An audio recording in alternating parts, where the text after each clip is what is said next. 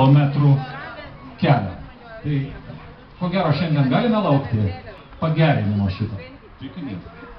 Gerai, sėkmės, na, galbūt dar kažką, tai jeigu galima. Štai prie jūsų prieisiu, prašau, prisistatykit. Danas Tumosa.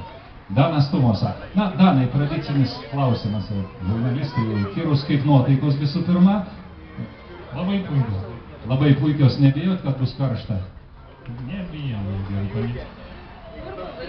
Kondicionierius, rimta mašina, čia manau tikrai jokių problemų nebus.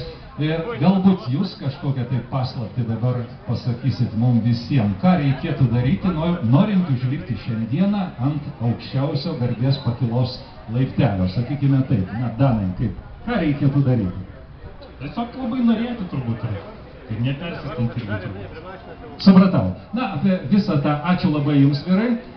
Apie visą tą važiavimą ekonominį mes šiandieną šioje renginio eigoje tikrai šnekėsime daug, yra ir instruktoriai, viskas paeiliui, viskas laiku. Na ir štai mano kolegos rankose Volvo firminė keporėlė su tokiais, vat galiu parodyti, pakelti, vat matote, yra toks, nežinau kaip įvardinti, dėkliukas plasmasinis ir ten yra popieriukas, kaip jau minėjau, gali būti A, B,